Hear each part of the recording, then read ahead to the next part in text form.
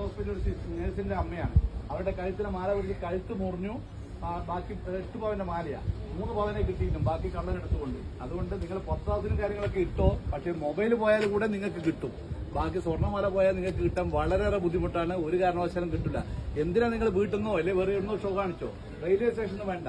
അത് നിങ്ങൾ മാല പൊട്ടിക്കുന്ന മാത്രമല്ല, നിങ്ങൾക്ക് ശാരീരികമായിട്ടുള്ള ഈ ബുദ്ധിമുട്ട് കൂടെ ഉണ്ടാകും. കഴുത്ത് മുറിഞ്ഞാൽ നിങ്ങൾക്ക് അറിയാം, ഈ നേരത്ത് കട്ടൊക്കെ ആക്കിയാൽ വലിയ ബുദ്ധിമുട്ടാണ്. ആ അറ്റാക്കൊക്കെ കഴിഞ്ഞ ഒരു മേടാണ്. ഇന്നലെ ഇപ്പോൾ ഇത് പൊള്ളാച്ചിയിലുണ്ട് ഇപ്പോൾ.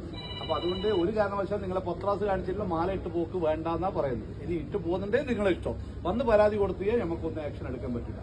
ഈ നിങ്ങൾക്ക് യാത്രയിൽ ഉപകരിക്കാനുള്ള പല കാര്യങ്ങളും റെയിൽവേ ചെയ്തിട്ടുണ്ട്. നിങ്ങൾക്ക് എന്തെങ്കിലും ഒരു ആവശ്യം ഉണ്ടെങ്കിൽ തന്നെ ഇമ്മീഡിയറ്റ് 139 എന്ന് പറഞ്ഞ ടോൾ ഫ്രീ നമ്പർ ഉണ്ട്. കേൾക്കുന്നില്ല ലേഡീസ്? ഇപ്പൊ സ്ത്രീകൾക്കെതിരെയുള്ള പരാതികളൊക്കെ കുറെ കൂടിക്കൂടി വരികയാണ്. നഗ്നത പ്രദർശിപ്പിക്കല്, ഫോട്ടോ എടുക്കല്. കഴിഞ്ഞ ആഴ്ച മലബാർ എക്സ്പ്രസിൽ 70 വയസ്സുള്ള ഒരു അമ്മമ്മേനാണ് ഒരു സ്കൂൾ മാഷ് പീഡിപ്പിച്ചത്. ഇവിടെ വെച്ച് തലശ്ശേരി കണ്ടുവന്ന ഒരു ലേഡി പുറത്തെടുത്തിട്ട് അതിനെ അടിക്കുമ്പോഴാണ് നമ്മൾ പിടിച്ചിരിക്കുന്നത്. അപ്പോ അതുകൊണ്ട് പ്രത്യേകം പറയുന്നത്, ഇങ്ങനെ എന്തെങ്കിലും ഒരു സംഭവം ഉണ്ടെങ്കിൽ നിങ്ങൾ വിളിക്കേണ്ട നമ്പറാണ്. ലേഡീസ് പ്രത്യേകം ശ്രദ്ധിക്കുക. ആർക്കെങ്കിലും ഈ കൂടിയിരുന്നോട്ടർക്ക് അറിയാം, നമ്പർ അറിയാവാ? ടോൾ ഫ്രീ നമ്പർ ആർക്കെങ്കിലും അറിയാവാ? വളരെ മോശം തോന്നുന്നത്. 130 നമ്മൾ ദിവസവും തലശ്ശേരിന്നോ എല്ലാ സ്റ്റേഷനും ക്ലാസ് എടുത്തിട്ടാ വിടുന്ന എല്ലാവരും. 139 എന്ന ടോൾ ഫ്രീ നമ്പറാണ്. ഡൽഹി 139, ഡൽഹിയിലായാലും രാജസ്ഥാനിലും യു പിയിലായാലും ചെന്നൈയിലായാലും തലശ്ശേരിയായാലും മംഗലാപുരത്തായാലും ബാംഗ്ലൂരായാലും എവിടുന്നും ഫ്രീ നമ്പറാണ്. നിങ്ങൾക്ക് ഫ്രീ ആയിട്ട് വിളിക്കുക. എമർജൻസി ആയിട്ട് നമ്മൾ അടുത്ത സ്റ്റേഷനിലേക്ക് എത്തും. പക്ഷേ എങ്കിൽ അനാവശ്യമായിട്ട് എന്റെ ഷൂ പോയി, എന്റെ പഴയ ഡ്രസ്സ് പോയി എന്നിട്ട് ഒരു കാരണവശാലും വിളിക്കാൻ പാടില്ല. പല കുടുംബരും ഇപ്പൊ അങ്ങനെയാണ് പ്രവണതയുള്ളത്. അങ്ങനെ വിളിക്കുന്നുണ്ട്. അങ്ങനെ വിളിച്ചു കഴിഞ്ഞാൽ എന്താ പ്രശ്നം ചോദിച്ചാൽ നിങ്ങൾക്ക് 3ാമത്തെ പ്രാവശ്യം നമ്പർ ബ്ലോക്കായി പോകും. പിന്നെ 4ാമത്തെ പ്രാവശ്യം നിങ്ങൾ ഉച്ചവരെ ഉടവരെ പോകുമ്പോൾ നിങ്ങൾക്ക് നെഞ്ചുവേദനയോ ഏതൊരു അത്യാവശ്യ കാര്യങ്ങൾ എന്തെങ്കിലും അനുഭവപ്പെട്ടാൽ നിങ്ങൾക്ക് വിളിച്ചാൽ കിട്ടില്ല. അങ്ങനെയുള്ള അനുഭവങ്ങൾ യാത്രക്കാർക്കുണ്ട്. അതുകൊണ്ട് റെയിൽവേ ചെയ്യുന്ന നല്ല നല്ല കാര്യങ്ങളൊക്കെ വളരെ നല്ല രീതിയിൽ ഉപയോഗിക്കുക. ഇപ്പം തന്നെ ഇത്രയും കൂടിയിരുന്ന ആളുടെ വണ്ടി വരുന്ന വണ്ടിയുടെ തല കാണുമ്പോൾ തന്നെ നേരെ അങ്ങേ ഭാഗത്ത് പോകും.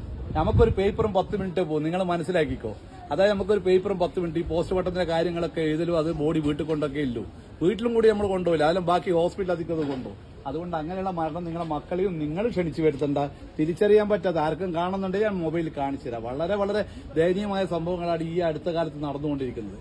നിങ്ങൾക്ക് ഒറ്റയ്ക്ക് ലേഡീസിനെ യാത്രയാക്കാൻ പലരും പറയും റെയിൽവേയിൽ മക്കളെ ഒറ്റയ്ക്ക് യാത്രയാക്കാൻ പറ്റൂല, അല്ലെങ്കിൽ പേടിയെ. ഇപ്പൊ ഒരു പേടിക്കേണ്ട ഒരു ആവശ്യമില്ല. നമ്മൾ നിങ്ങളെ പിന്തുടരുന്നുണ്ട്. പിന്നെ നമ്മുടെ ഉദാഹരണത്തിൽ ഇപ്പൊ മംഗലാപുരം എന്ന് പറഞ്ഞാൽ തിരുവനന്തപുരം വരെ വരുന്ന ഒരു യാത്രക്കാരി ഒരാളാണെങ്കിൽ, സിംഗിൾ ലേഡി ആണെങ്കിൽ RPF-ന്റെ വനിതാ കോൺസ്റ്റബിൾ എല്ലാ സ്റ്റേഷനിലും പോയിട്ട് മേരി സഹേലി എന്ന് പറഞ്ഞ ഒരു പരിപാടിയുണ്ട്. നിങ്ങളെ വന്നിട്ട് എന്തോ പ്രശ്നമുണ്ടോ തിരുവനന്തപുരം എത്തുന്നവരെ നിങ്ങളോട് ചോദിക്കും. ഇങ്ങനെയുള്ള കുറെ നല്ല നല്ല കാര്യങ്ങളൊക്കെ ഉണ്ട്. അതൊക്കെ നിങ്ങൾ ഓർത്തു വെക്കുക. ഒരു ഡോക്ടർ